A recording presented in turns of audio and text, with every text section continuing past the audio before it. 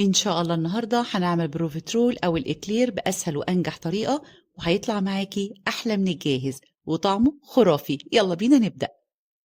أول حاجة بجيب كوباية من المية، هضيف عليها معلقة صغيرة من السكر، ربع معلقة صغيرة من الملح، هضيف ربع كوباية من الزبدة ما يعادل 60 جرام، وأول ما بيغلوا معايا بضيف عليهم كوباية من الدقيق. كمية الدقيق قد كمية المية. هقلبهم كويس جدا واتأكد إن الدقيق استوى معايا.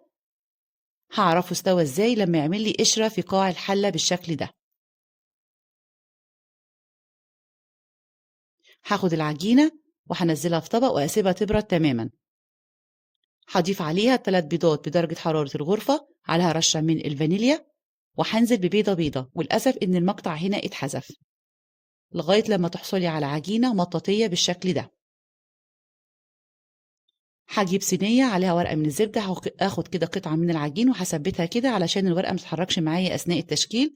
شكلي بقى البيفترول أو الإكلير بالحجم اللي انت عايزاه، بس حاولي تسيبي مسافة بين الواحدة والتانية عشان لسه حجمها هيتضاعف في الفرن. وادي كل الكمية ما شاء الله 20 قطعة من البروفيترول أو الإكلير من كوباية دي واحدة. بيلي صباعك بقى بالمية ومرريه كده عليها. هكون مجهزة الفرن على درجة حرارة 180، أخدت بالظبط 35 دقيقة. أول ما بتطلع معايا ما شاء الله حجمها وشكلها حلو جدا، ويكون حجمها يكون خفيف مش تقيل. لو حجم القطعة تقيل معاكي تعرفي إن لسه ما استوتش معاكي من جوه. هقطع لكم كده قطعة واحدة منهم، شايفين ما شاء الله هشة وخفيفة جدا. أظن الشكل واضح. هقطع لكم برضو واحدة كمان، ده يدل كده على نجاح العجينة معايا. هنحضر الكريمة. عندي كوباية من الباستري كريم الجاهز، هضيف عليها كوباية ونص من اللبن. هضيف كوباية في الأول وهخفقها، مش هضيف سكر لأن الباستري كريم فيه سكر. شايفين بقى لسه القوام معايا تقيل. هضيف نص كوباية، يعني كوباية الباستري كريم أخدت بالظبط كوباية ونص من اللبن. وممكن تستخدمي الباستري كريم البيتي. هبدأ بقى إن أنا أحشيها بالشكل الجميل ده. سهلة وبسيطة وطعمها حلو جدا وناجح معاكي من أول مرة.